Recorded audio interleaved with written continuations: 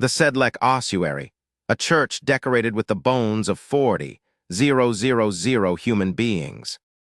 The story begins in 1278, when the abbot of Sedlec Monastery returned from a journey to Jerusalem and brought back a handful of soil from Golgotha, the hill where Jesus was crucified.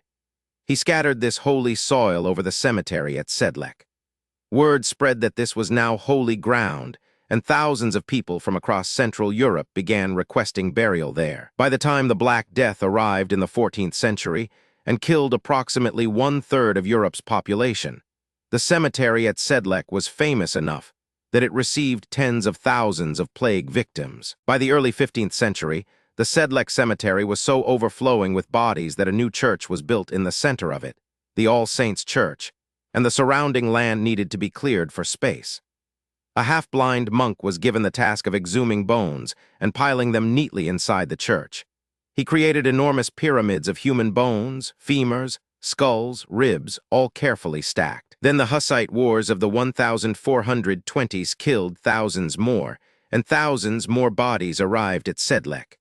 The bone piles grew. The decisive transformation of the Sedlec Ossuary came in 1870, when the Schwarzenberg noble family, who owned the church at that time, hired a local woodcarver named Frantiek Rint to organize the bone collection. Rint's solution was extraordinary. Instead of simply storing the bones, he used them as decorative elements. He created a chandelier from a complete set of every bone in the human body. He fashioned garlands of skulls and crossbones to hang between the nave's vaulted arches. He constructed the Schwarzenberg family coat of arms entirely from human bones, including a skull with a raven picking at its eye socket. The scale of what Rint created is difficult to fully comprehend in description. The chandelier alone hangs from the center of the nave and is constructed from what is believed to be a complete set of human bones, every bone type represented. 4 obelisk-shaped structures stand at the corners of the chapel, each made from skulls and bones stacked and arranged with geometric precision. An enormous monstrance made from bones and gilded metal stands on the altar. Rint signed his work, and his signature near the entrance is spelled out in human bones. The theological context of the Sedlec Ossuary is essential to understanding it.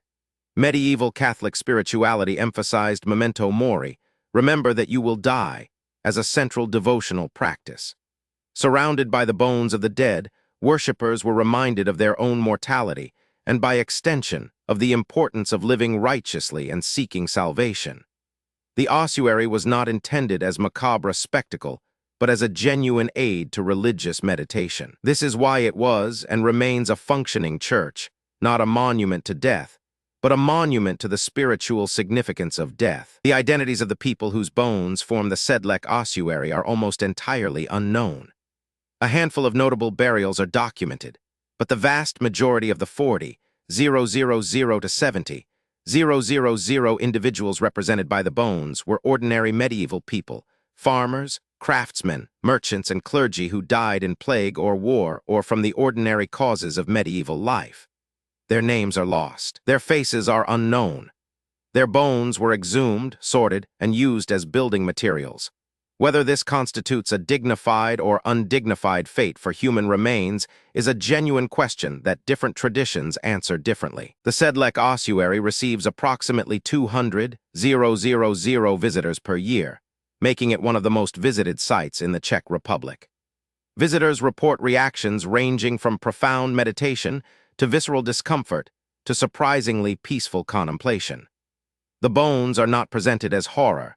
They are presented as sacred, and most visitors report that the experience is more moving than disturbing. The space functions as a genuine memento mori in the way it was originally intended, a place where the physical reality of death is impossible to ignore. 40,000 to 70,000 people. They died in plague or war. They were buried in holy ground. Their bones were exhumed, sorted, stacked, and eventually arranged into the most extraordinary interior decoration in history. Their names are gone. Their stories are gone. What remains of them is arranged in geometric patterns, hung from the ceiling in garlands, and chandelier-lit in the center of a small Catholic chapel in the Czech Republic. Every year, 200,000 people visit them. The dead are never more remembered than they are here, and never more anonymous. That contradiction is what the Sedlec Ossuary is really about.